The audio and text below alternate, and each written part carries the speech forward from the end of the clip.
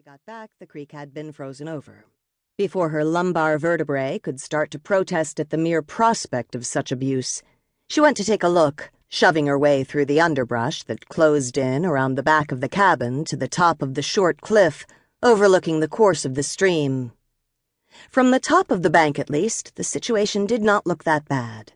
The tumble of boulders, some of them as tall as she was, broke the current, supported the bank, and excavated and maintained a small backwater just downstream within the arm of the outcropping, good for salmon tickling and skinny dipping.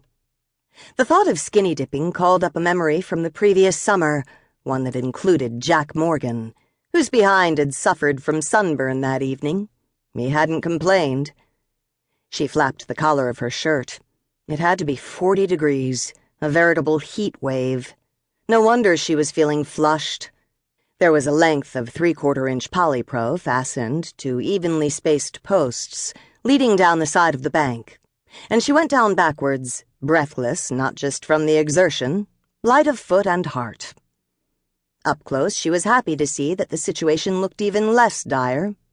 The two boulders that formed the point of the mini-peninsula had shifted, but it looked now as if they had merely to settle in even more firmly than before. No collapsed banks, no rocks sucked into midstream. She scaled the natural breakwater and, to her delight, found that the alteration had caused the backwater to increase in size and depth, just a little, just enough to increase her crawl from 4 overhand strokes to 5, and Jack's from 2 to 3, or just enough to catch her. "Get a grip," she said, shifting inside clothes that had fit perfectly well when she put them on that morning. It was her own fault for reading Robert Herrick and Andrew Marvell late into the previous night. Those damn Cavalier poets were always headfirst in love with somebody, and none of them had the least sense of moderation. Charles II had a lot to answer for.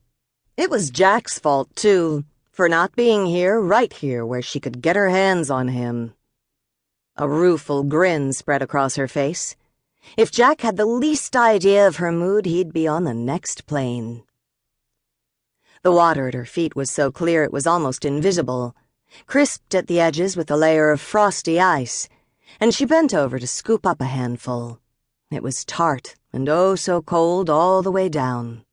Smiling, she splashed a second handful over her face. Over the rush of water came a kind of snuffling grunt. Her hand stilled in the act of scooping up more water, and very, very slowly she looked up. 50 feet away, standing in midstream, thick, silvered hide, spiked with water, a female grizzly stared back. 10 feet downstream of Mama came the bawl of a cub. 5 more feet downstream came the answering bawl of its twin. Neither of them looked more than a day out of the den. Involuntarily, Kate stood straight up and reached for her shotgun. It wasn't there. The grizzly allowed Kate just enough time to remember exactly where it was, in the gun rack above the door of the cabin, before she dropped down to all fours in the water and charged. There was a bark and a scrambling sound from the top of the bank. "No! Mutt!" Kate roared, a shaft of pure terror spearing through her. "Stay!"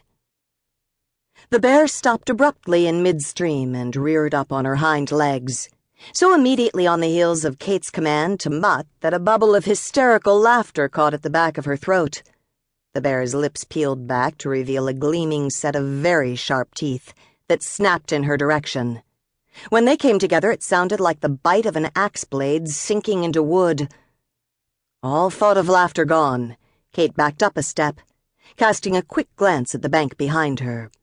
It wasn't as tall or as steep as the bank down to the outcropping, but it was still taller than she was, and lined along its edge with a tangled section of alder and diamond willow, with no line to aid her ascent. Mutt barked again, and again Kate yelled, "No! Stay!" without turning around, because she purely hated turning her back on a bear. She took another step back and began to speak in what she hoped was a soothing monotone. "It's okay, girl, it's all right. You're between me and your cubs. I can't get to them. It's all right. I mean you no harm. Settle down now and I'll get out."